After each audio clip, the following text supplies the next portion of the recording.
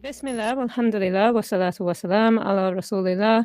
Assalamu alaikum, everybody. Hope you're all doing well. 6 days before Ramadan. Exciting. It's exciting. How are you feeling?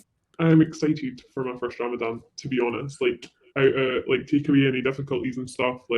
I am definitely looking forward to it. I'm looking forward to trying to work towards getting closer to Allah. I'm really looking forward for that aspect of it. And I think, given the few days that I had fasted before and how I felt, I just can't wait to have, hopefully, inshallah, a month of that feeling. Keep in mind that Allah's not going to put you through anything you can't handle. Maybe one night, if you're free, we can do Tarawih prayers. The only thing is, though, is I'm an injured party. I have a knee injury that is just not shifting. So I have to pray in a chair like an old person. I stand up, but when I go down, I can't do sujood. So like an old granny, I'm using a chair. I might cramp your style, but other than that. Do you hurt it at the box? You know what it is? I climbed Ben Nevis, I think it was 2020.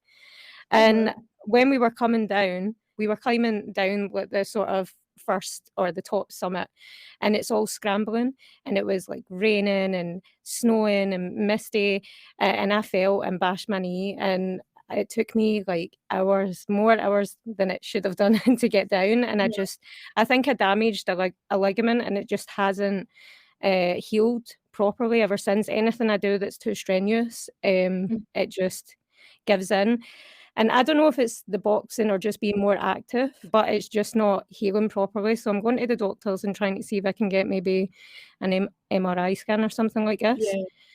But yeah, sometimes I have to put it in a brace. It's so painful. Like I have to put it in a brace to keep it straight. So, and I can't sort of, that fold that your leg does when you're in sujood.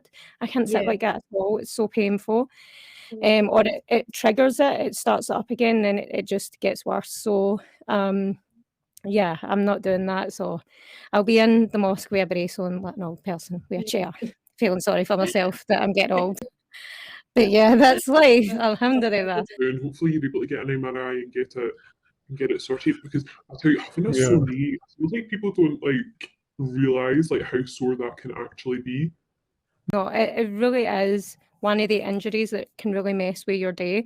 Like even just sleeping on your side, the way you position your knee and stuff, and your leg, because like even just like I have to keep it straight. See if I do anything like this, it just is so painful, like absolutely painful. So yeah, so sleeping sometimes is really difficult as well. But again, yeah, alhamdulillah, to be grateful because it could be worse, But yeah, so like I said, Tarawih, brace, granny, chair. Yeah.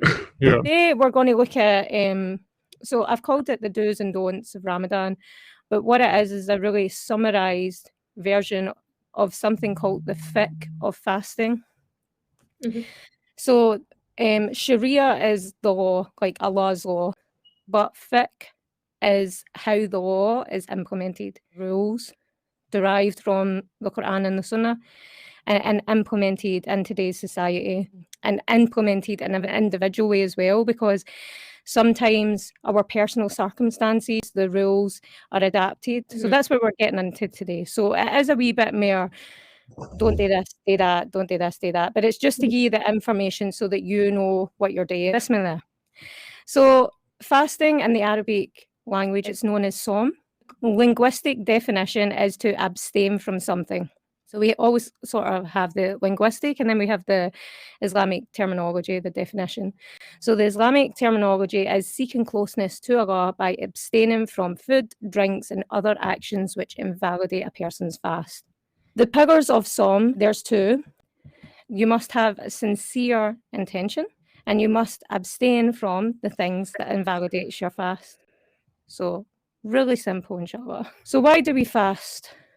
We fast to get closer to Allah. We do it to please Allah. We do it because there's so many, it's good for us. And I don't think the Quran lists everything that's good, but I'm sure there's something that says if only you knew how good it was for you. So that's why we fast. And it's also, one of the biggest things that we do as well. It comes around every year, and it's important that we do it to please Allah. Well, that's it. It's a commandment from Allah. And a part of us doing it is showing our submission and showing our trust and our faith in Him. Because like you just said, He knows better, and He tells us and He assures us in many different ways that He knows better. So we have faith and we have submission and we enjoy it because we also feel and reap the benefits throughout it whilst we're going through it, inshallah. It is to please Allah subhanahu wa ta'ala, to develop taqwa, which is piety, to increase self-control, to prevent committing sins, to nurture values of sincerity and piety, to demonstrate patience and self-discipline, to develop mental strength, physical strength in some ways, I guess, the reducing of temperament and anger when practiced properly. There are different types of fasting, different types of Sawm. One is the obligatory fasts, which include the month of Ramadan. There are encouraged fasts that you'll get to know throughout your Revert journey, which includes the 6 days of Shawwal, which will follow Ramadan after Eid and everything is gone. And there's one called the Day of Arafat, but don't worry, I'll let you know these as they approach throughout the year. Ashura is another day, every Monday and Thursday. We've spoken about this before. That's the Sunnah of the Prophet. And also the 3 fasting days. They're also known as the 3 white days of the month. It's usually the 13th and 14th and 15th. There are other fasts, disliked fasts. Single out a Friday is not advised unless it is due to a reason such as one of the days I mentioned previously, like the Day of Arafat, that falling on a Friday, or if you're making up missed fast, like in preparation for Ramadan, maybe, let's say, you can do it, but it's not really advised because Friday is Jum'ah, it's a day where we go out and you know, that sort of thing. So there are impermissible fasts as well, and that is fasting on the day of Eid. There's other ones, but we'll get into them in another day because I want to take away for the purpose of this Halaqa. So we've spoke about the intention before. For obligatory fasts, the niyyah has to be made before Fajr. Okay, so before your fast starts. The intention is with the heart. It's not something that you have to say out loud.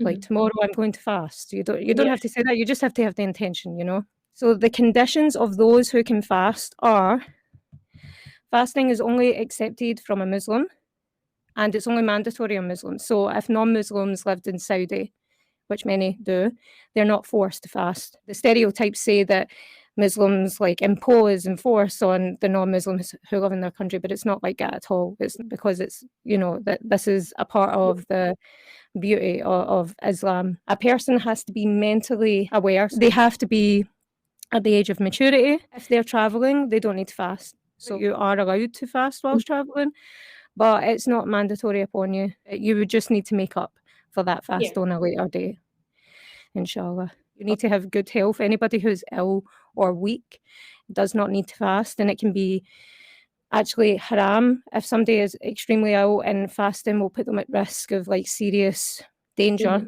then they're not allowed to fast. And also purity. So a woman has her menstrual periods or any postnatal bleeding, she's not allowed to fast. So at the beginning of Ramadan, how do we determine that it is Ramadan? How do we know that Ramadan has started?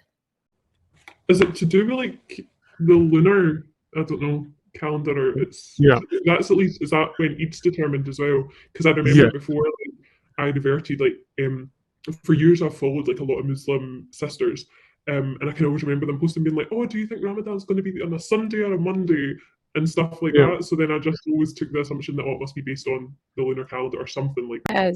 It is. The Hijri calendar, it does follow the lunar calendar. So yeah, absolutely. There's 2 ways of determining whether it's Ramadan.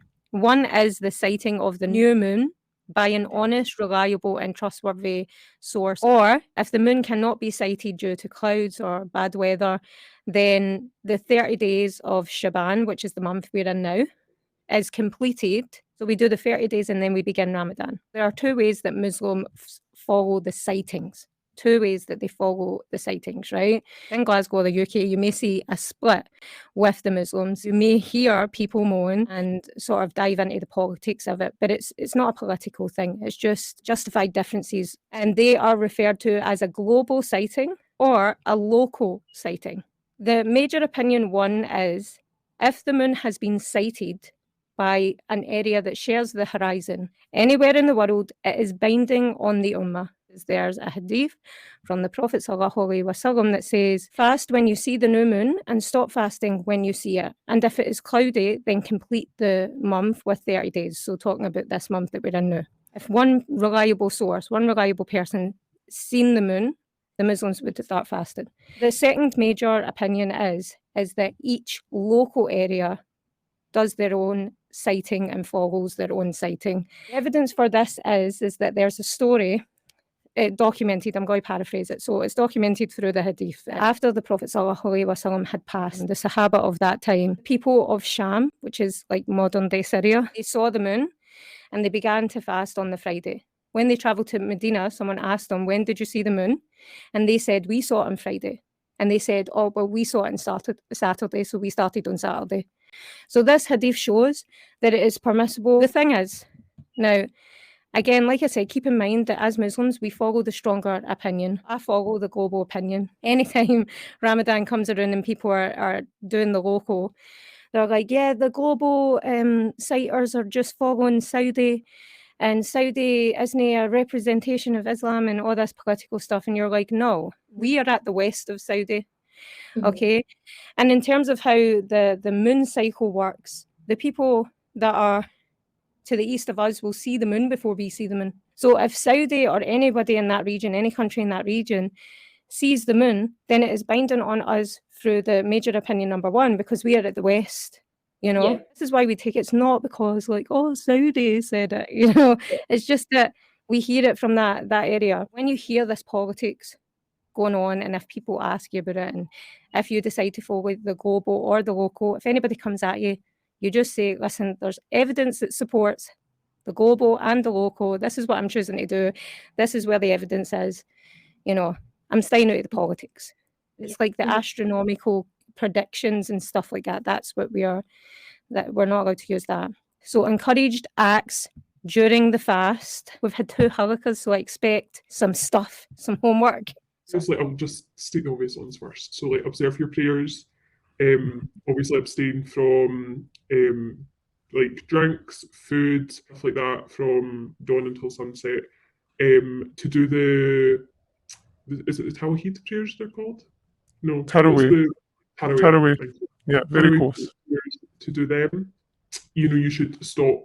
Not that you should anyway, but things like gossip and like swearing and stuff like that. You should really try and scale it all back and just become the best version of you. You should also give to charity during that time. And what else? Let me think. That's all that's coming to my mind just now. Yeah. No, that was great. Reciting Quran and praying other sunnah prayers. Suhoor is the meal eaten before dawn. So delaying suhoor until its latest time is an encouraged act. Also, iftar, the meal that we break our fast with, we have to rush to that. We don't delay it. Breaking the fast with fresh dates and water or dry dates is sunnah. If you're in the unfortunate circumstances that you cannot break your fast with food, you can break it with water. Maybe be protected and never be in that situation, although it is a reality for many people across the globe. In the absence of both food and drink, the fast can be broken with the intention. And I did remember I watched a lecture about someone, can't remember who the lecturer was, but he was telling people about Ramadan and how somebody asked him the question of, did his fast still count, even though he couldn't break it because he didn't have the means to break it. And the lecturer was just in tears. What a question. Again, it's just something we tend to take for granted. Increased dua, you mentioned giving charity and praying Tarawih, absolutely. Performing Umrah during Ramadan, it equates the reward of Hajj. So Umrah is it's a pilgrimage, but it's like mini compared to Hajj. Increasing many different acts of ibadah, which is worship. Have you ever heard of etiquette? No. It's like an Islamic practice where a person, period of time, stays in the mosque for a certain number of days, devoting themselves to different acts of worship. So they sleep there. Okay. You have that solitude and time to detach from the outside world. You're just in there reaping the benefits, So those who are able to do it should definitely take advantage. So acts that invalidate the fast. So eating and drinking intentionally obviously breaks the fast, but if for whatever reason you wake up, start to make yourself a slice of toast, which I may or may not have done in my time, and then took a couple of bites and then realised that, oh gosh, wait, it's Ramadan, I'm fasting. You can still continue your fast after you do that, but it has to be something that's unintentional, that you did blank-mindedly. It sounds ridiculous, but it has happened to many people, hence why it's important that we say it. I think you probably know this, but just in case, chewing gum is not permissible, because anything that can go down your throat, and obviously the juice of the gum and the mint and stuff goes down your throat, so that is not allowed. Injections containing nutrition, like IV drips, vitamin drops, and obviously tablets, because it goes down your throat. If you need to do that, like if it's a medical reason that you need to do that, then you don't get a sin for it. You would just need to make up the fast. But if it's something that you're just doing, and then it invalidates your fast. Excessive bleeding, and I'm making it a point to mention excessive. Vomiting intentionally. Acts which do not invalidate the fast are eating and drinking forgetfully, like I mentioned, swallowing saliva, and I love that there's a whole fatwa on this, because it's important for more people than you would think. Tasting a tiny amount of food during cooking. So this used to, I never used to get this. I used to think many older aunties were breaking their fast, not knowing, but actually it's permissible. So they would, like, for example, a sauce to taste if it was salty enough or whatever. They would dip their pinky in and put it on their tongue to taste, but then spit it out. Okay. So that's permissible, as long as what you're putting in your mouth doesn't go down your throat. Taking a shower, wearing perfume, using cosmetics, although you need to be careful with like perfumes and cleaning stuff as well, because if you are spraying it and you inhale it too much, so I would just be careful. Using miswak, do you know miswak? It's like it's like a toothbrush, but it's like a stick used to brush their teeth. It's called a miswak. Using these don't invalidate your fast. Brushing your teeth is a controversial area, but so important, right?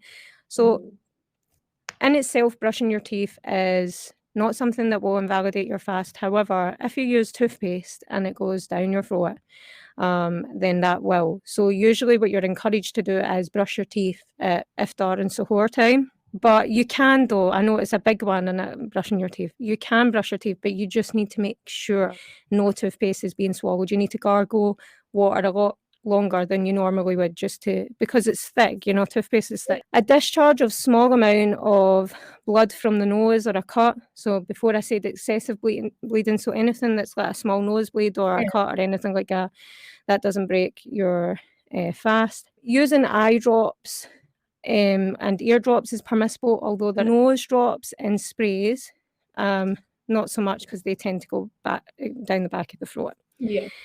Using mouthwash does not invalidate the fast, as long as you take care for it not to go down your throat. Okay, so cutting hair or clipping nails doesn't. Any non-nutritional injection, so this is fine. Impermissible acts during fasting. So these actions are impermissible but do not invalidate the fast. Swallowing phlegm excessively, I'm so sorry. On evil speech such as lying, backbiting, slandering, swearing. This doesn't invalidate your fast, but it's impermissible. We shouldn't be doing this. Other things like bad behaviour, oppression, violence, and a lack of tolerance towards others. This is also impermissible, but it doesn't break your fast.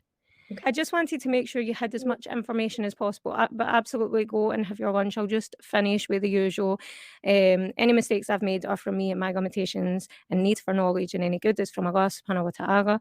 Subhanakallahumma wa bihamdik ashhadu an la ilaha illa ant astaghfiruk wa atubu ilayk.